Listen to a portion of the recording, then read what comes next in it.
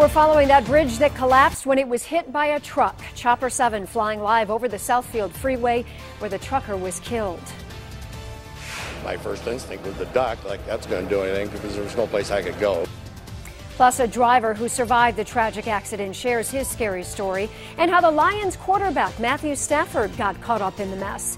Also, more breaking news: flights canceled to and from Chicago.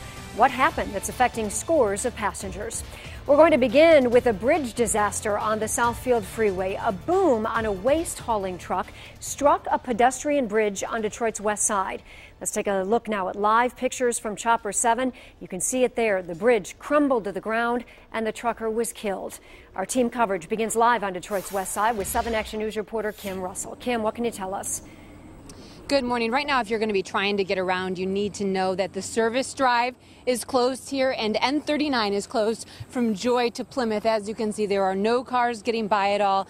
Very easy to see why. If you take a look over here at this twisted mess of a pedestrian bridge, it's the Cathedral Street Bridge that goes over M39. It's just an absolute mess. Right now, MDOT crews are out here and they are working to clean it up, taking care of fuel that spilled when a dumpster hauling sanitation truck hit it with its boom. The boom was up and it hit it at highway speeds, just taking the bridge out. It happened around 6 in the morning. People on their way to work slammed on their brakes to avoid a pedestrian bridge knocked out by a sanitation truck. As if that wasn't surreal enough, they then saw Detroit Lions quarterback Matthew Stafford walking on the expressway. He was the first driver to stop in the southbound lanes. On the other side of the freeway, tragedy. Police say the driver of the TLC Waste Disposal Services truck that hit the bridge died at the hospital. One thing that we did notice is the driver wasn't wearing his seatbelt again and probably would have survived the crash if he would have had his seatbelt on. Lieutenant Michael Shaw says though it's pretty clear what happened, police want to know how it could have been prevented.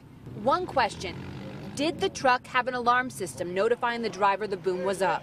And that's what we want to determine, to look at bridge height, to look if, maybe we need to talk to the legislature about having a light inside of the cab to tell you when your boom is up, if that's possible. So we kind of look at the whole thing just in case that we can prevent something like this ever happening again. In the meantime, MDOT spokesperson Diane Cross says it's unknown when the bridge will be repaired. The priority for now is getting the freeway back open.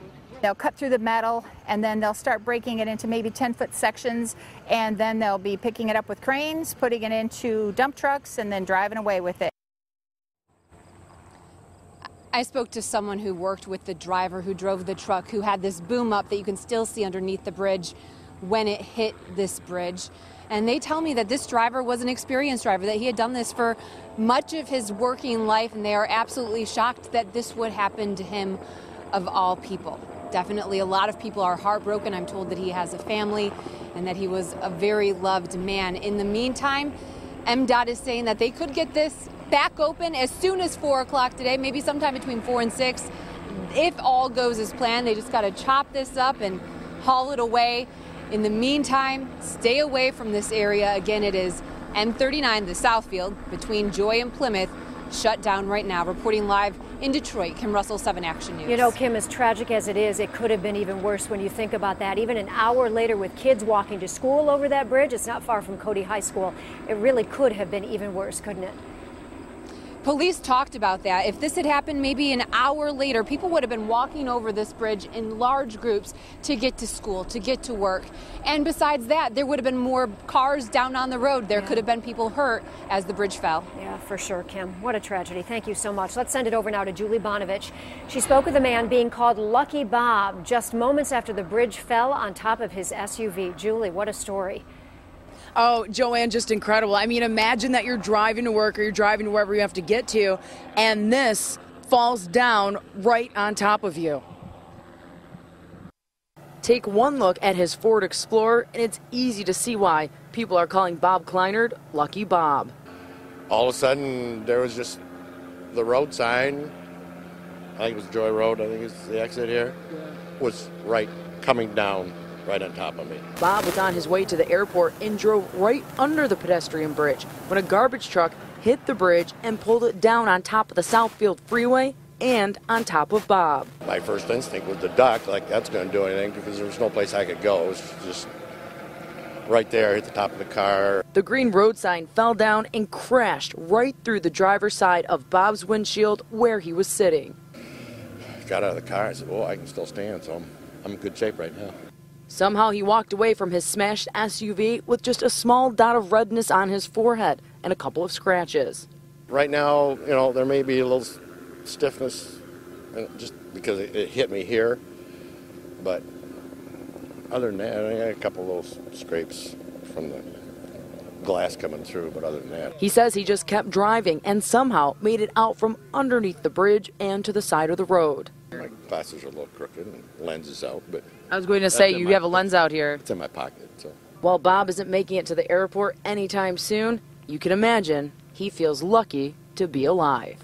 I do feel a little lucky after looking at it now and seeing what I went under. And his wife, very thankful. She was talking to him, gave him a phone call while we were about to interview him, telling him that she was glad that he was okay. He was actually on the way to the airport to go meet her in North Carolina. So, again, one thing we've been talking about, Michigan State Police, Lieutenant Shaw even saying if this had been later, this would have been bumper-to-bumper traffic out here, and many more people would have gotten hurt. Thankfully, not many more did. Reporting live from Southfield Freeway, Julie Bonovich. Joanne, back to you in the studio. Absolutely, Julie. Thank you so much. And while this part of the Southfield Freeway is still shut down, you're going to need to know some alternate routes to avoid the area. 7 First Alert Traffic's Rachel McCrary here to tell you kind of the best way to navigate around this.